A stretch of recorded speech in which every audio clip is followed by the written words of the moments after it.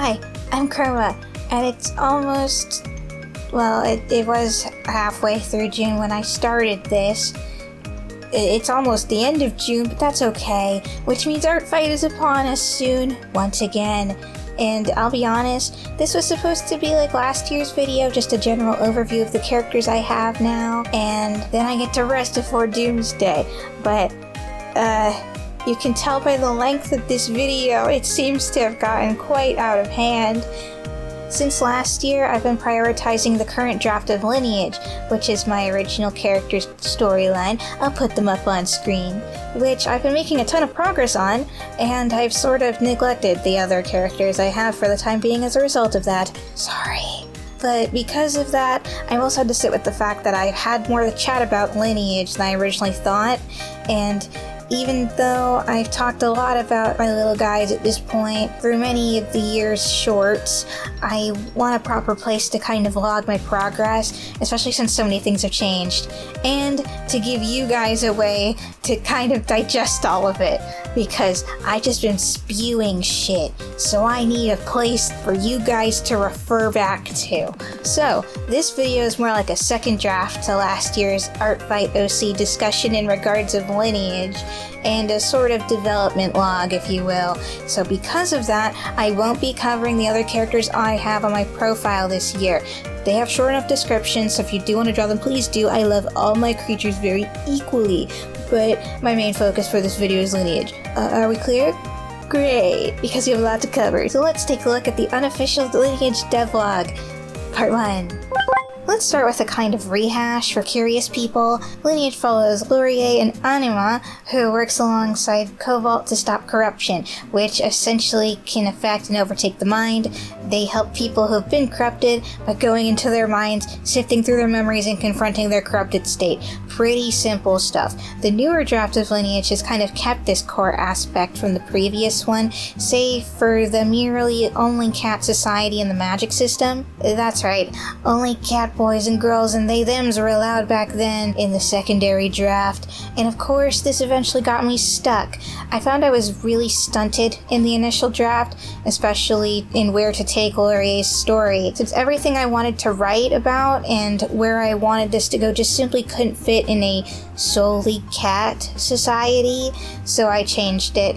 I've since expanded the world not just to be just cats, but all animals are real-life creatures to an extent. There are exceptions to this rule. And with those changes has come some overhauls to many different things. So, because of that, we're going to split these up into categories. So, how about we start with world building? Okay, let's sum this up really quick a la shoddy rendition.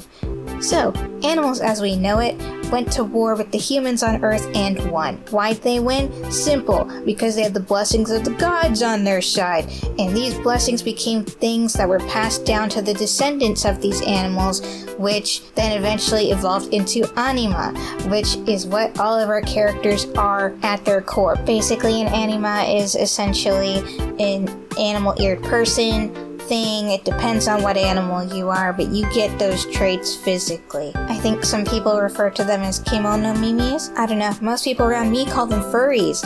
It's been a hard pill to swallow, trust me. But yeah, just keep in mind that when we move along with this, anima, user, or person are all interchangeably the exact same thing. Now, let's skip about 3,000 years in the future. Some anima saw some funky looking shooting stars come down from Earth, strung them on a beaded fishing wire, and boom! Welcome to the magic system. This beaded jewelry is called a lineage. Basically, every anima has given power from birth, but it can only be used after getting a lineage, which you are given at the age of 8. This power that gets chosen for you is given to you on a certain set of rules, ones that are only known to the gods who bless your lineage when you do the ritual to get one. But while the anima don't know how they're chosen, I do, so I will tell you. When making a lineage, the gods glimpse into your future where the most points converge. From there, they take that image and give you a power based on personality and animal symbolism. That symbolism can range from literature, myth, to historical or scientific info. There's other stuff like color associations, cultural references, and whatnot, but all of that's just for fun. Anyways, from there, you're basically never told what you possess until you get to use it for the first time. This is kind of where people get sorted into strength classes. You either get immediate access to your powers, too much or too little access, or you have to unlock it, which you might never get to do in your lifetime. There are other rules like shield limits and general combat stuff in regard to the power access, but that's not too widely used unless you're fighting something. You can also steal a user's lineage and also merge lineages, both of which are not good things to do since it makes something entirely new. A user who breaks either rule can be severely punished by the gods for making the order of things unbalanced. Speaking of unbalanced, shockingly, giving powers to basically human race too can cause some issues, but one of the biggest issues in the last 100 years or so has been corruption. The deterioration of a lineage user is called corruption, where the user essentially gets their mind forcefully shattered by taking their darkest fears and whatnot and warping it beyond repair. If left untreated, corruption can lead to lots of issues, including but not limited to heightened symptoms like extreme anxiety, depression, aggravation or irritation, despair, etc., causing harm to others or themselves or death. No one really knows why or how it happens. All we know for now is that there's been one consistent thing for everyone who's been afflicted, and that's been that they've seen a weird shadowy figure and on occasion a white cloaked figure. Very ominous, don't know what that's about. And while cases have been rising, certain organizations and people have been trying to minimize the impact of it. But let's not get it twisted. Corruption in some sense may never go away, but there is stuff in place that can help the afflicted, and there is more research being done about it. I think the easiest misconception people might have with corruption as a concept in my story will be that it's its own thing, separated from mental health or trauma.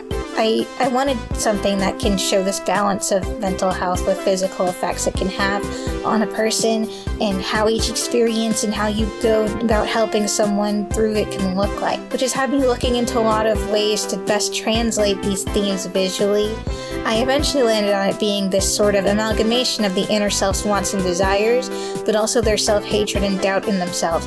I think the closest thing I can draw from would be the Madoka Magica witches, but more large-scale and selective. This is just a drafting phase for now. This is one of the many pins I have in the story besides other minor details. So that'll be an episode of its own, I promise you. And with all that world building out of the way, this is where our character stories start. So let's get to my personal favorite part of this, the characters. Let's sort our lovely cast into the 3 currently standing factions? We'll have more people join these as we go on, but these are the main ones for now. So, let's start with Castellcellis. Castellcellis is the main sort of combatant to corruption, being an organization that was built on helping take care of and eradicate corruption. They go into their minds, sift through their memories, and confront their corrupted state. Pretty straightforward. These are good guys, so to speak. And speaking of which, let's take a look at Castellcellis' workers. I'll handle things from here. Let us begin. Did you find the funny little voice claim introductions amusing? It will happen again. Anyways, Laurier is the main character we follow through the story for the most part. He's a Maine Coon, by the way, that's the joke. He was an idol, grew up in a rich family with his mom and his brother, until he ran away from home to pursue his own goals. Thanks to Cobalt's assistance, the two lived together in a shared apartment, and Laurier really looks up to him. Cobalt also got Laurier the job he has now, aka working for Castellcellis to stop corruption. How fun! If I had to describe Laurier at all, I would say he's got some snark, and he's a little immature. Granted, that's just because he grew up spoiled, but many of the people around him now are supportive and can point him in the right direction. He's very athletic and flexible because of his previous idol training, but he also has no powers whatsoever, so he uses a gun in combat. Granted, his gun can kind of double as a sword, grapple hook situation. Just picture Blake's weapon from Ruby. I referenced that quite a bit for this. Laurier is also constantly paired up. He cannot go in the mindscape alone. He's more vulnerable that way. So Cobalt's his more permanent partner, but he does occasionally get paired up with other people. He likes helping others, fashion, scented soaps, cheesecake, and the color pink.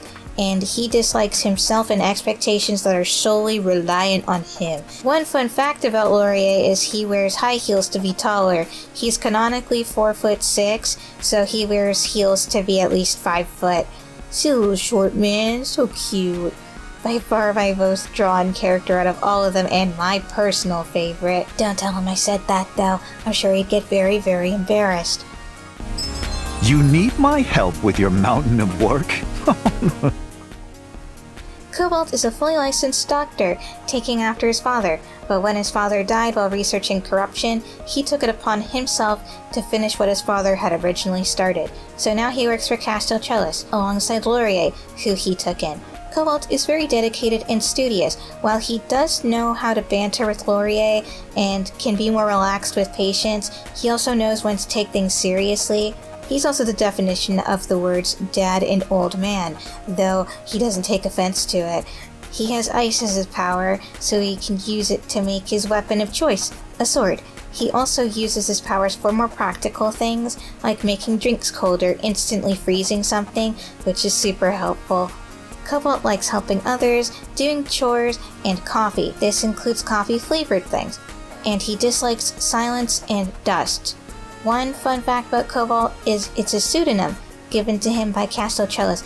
Every worker has one, and he's the only one who uses it in place of his name outside of the workplace. I also feel like I need to address he's the fan favorite.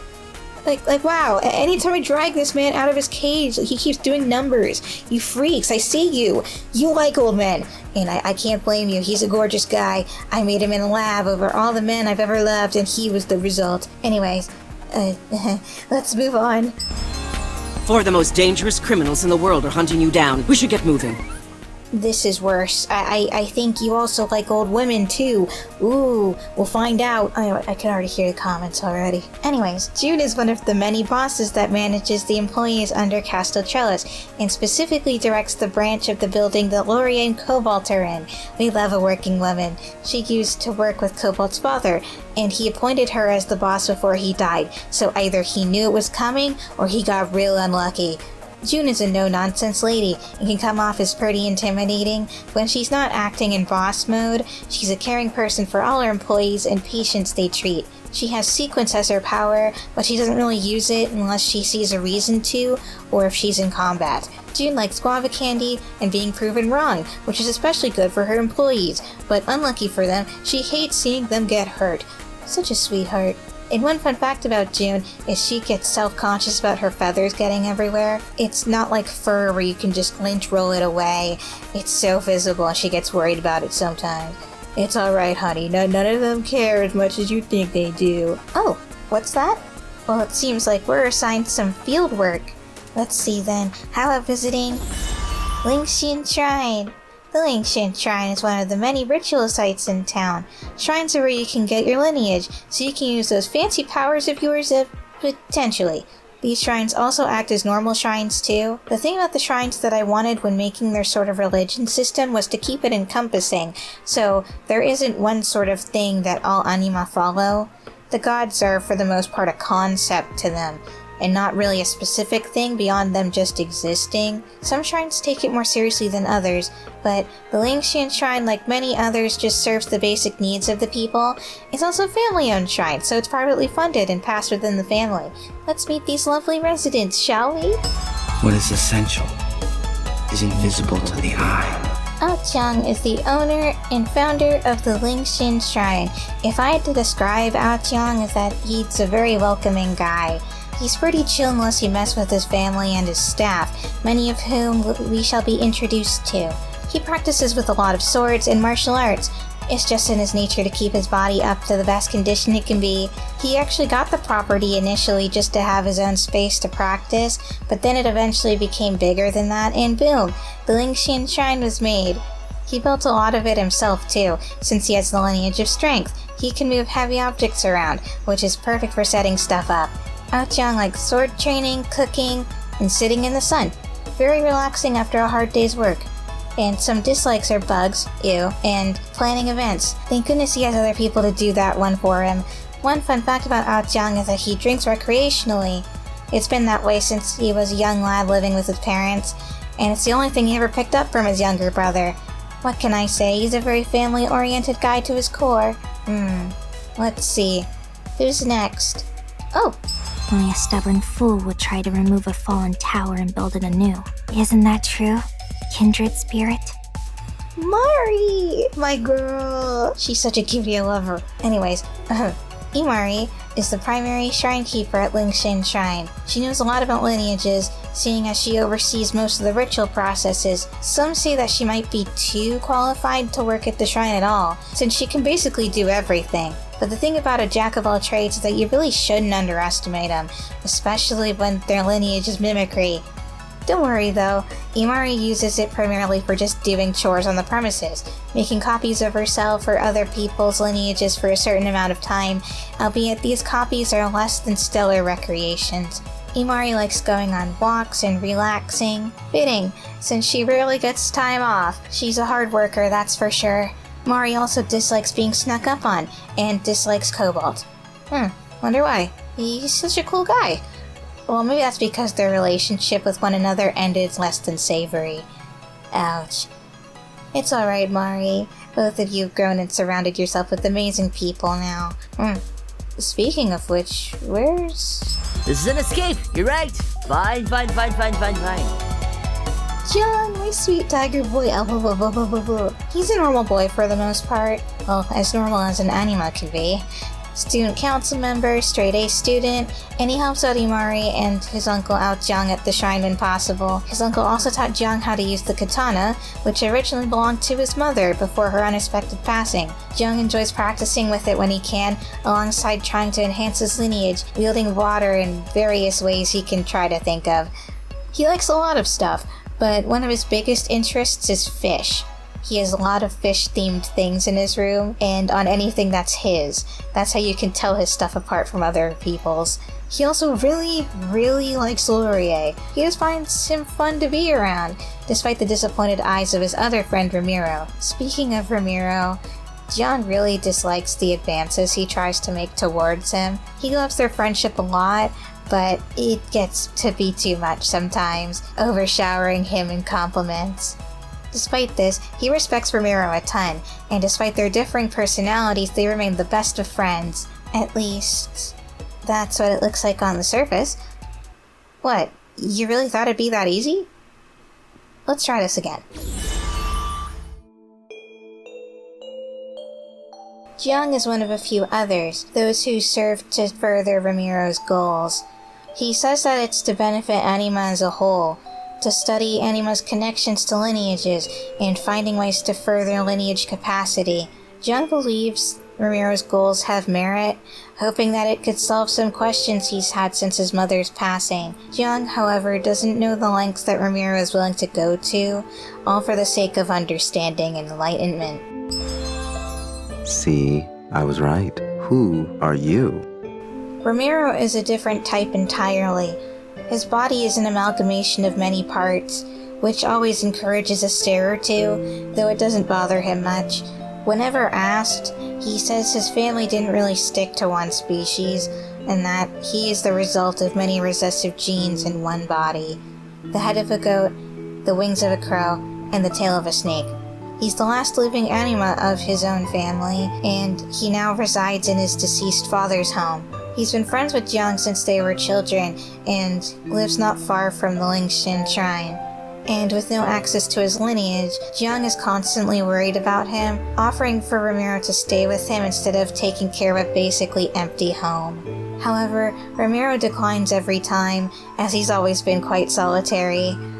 When he isn't busy working or furthering his research, he likes listening to music, reading, or trying weird promotional food items. Like, he'd be the type to look at the Baja Blast pie and not be disgusted. Speaking of disgust, he hates rainy weather and Laurier specifically. He just hates how close he's getting with Jiang after all. One fun fact about Ramiro is he's very heavy. So heavy, in fact, that Jung has made it a goal in life to lift him at least an inch off the ground, which he has yet to achieve. Though the two of them are friends, Ramiro is prone to keeping a lot of secrets. Jung constantly asks him a myriad of questions, with many of the answers summing up to, "Have some patience, will you? You will know in time when I choose to enlighten you," which usually gets Jung very, very upset. I think recently Rem's become one of my favorite little guys the more I get to do with him. When he's not causing problems, he's just a monotone little shit, and I love him for that. And with that, that is all the characters in Lineage for now. There will be more development logs where characters will be added and worked on, but this is where we are at for now, which obviously at this point leads to the question of, what are you going to do with all of this? Clearly you put a lot of time and thought into making and establishing a world, so what are you doing with it? And the real answer is it's complicated. Real talk, I would love to make like a show out of it. It's too big for a movie, unless there's multiple movies, then we could like do that, but the aim has always been an indie show. But from where I am in life right now, my general skills set I have, it would basically take forever. I'm just kind of vibing my way through life right now, so something like this is just too big for me to tackle by myself at the moment. But, of course, you shouldn't put all your eggs in one basket. That's the first step to making anything. Don't confine yourself. So, plan B would be to make a comic. The issue with Lineage is that it's too much to explain with words alone, so it has to be visual. I'm just not that awesome yet. Sorry. I am an illustrator though, and I think I'm pretty good at that. I've also made short comics as fan art for things and what have you, so I know how long something like this would need, even just to make one chapter. I would also love to make more lore type videos, especially some short plot stuff similar to these ones on screen right now. I've already kind of been doing that, hiding some things in my animation memes that I've been making on the shorts. It's pretty bare bones, no need to dig it up unless you want to. Trust me when I say it's not going to go as in-depth as we've just done in this video. But I digress. I want to do more than just vaguely alluding to things. But for that, I need to hold myself to these goals I've set. I don't want to be an ideas guy. And that's sort of what the Devlog project will be for me in the end, to hold me accountable so I can make this an actual thing, and for you guys to see it become a thing. I need to work on more stuff for it first, like making a general story outline, ironing out some kinks in the story, and working hard on getting better at creature designing, among other minor things. So that's what installments for this will be. And some future videos will tie into that as well as we move forward. Also, it should be said that we will see a shift to more longer content from here on out, at least in the stuff I'll make. I might make a few shorts here and there, but after Artfight, I think I'm gonna prioritize making longer videos. I just want to make sure that we can really move this stuff forward, and I want to make different stuff that will further the end goal, as opposed to feeling so stagnant. And it's not that I haven't been feeling the love, trust me. I appreciate everyone who's ever liked and commented and watched all of them. If you've watched all of them, you're scary. There's too many of them. You can't do it. You can't do it. Ooh. But trust me when I say, I understand it's going to be a very big shock to some people, because that's what I've been mostly posting this year. I posted one other video, and it flopped, and that's why I kept doing the shorts. But I need to step back. I need to step back and just to make good stuff. Yummy stuff. It'll be yummy, I promise. It'll be so good. So, we get less of me, but we get better of me. And yeah? So don't forget me, please. Come back. And because it's that time of year as well, I should mention it again. If you'd like to draw any one of these characters, plus a few more that I've made, you can attack me on Artfight this year. I already feel as though I'm gonna get mauled, but my battle ratio has been too high every year, so you can make it lower if you want. I also have other socials and whatnot, so if you want to follow me there, follow me anywhere of those on my link tree. You can also like and subscribe if you want. You don't have to. You can just go about your day. I don't care. But I do want to hit 500 this year, so we can make it go higher if we want, but 500 is the goal, alright? And as if right on cue, I should say thank you so much for watching. Have a lovely day, and bye-bye!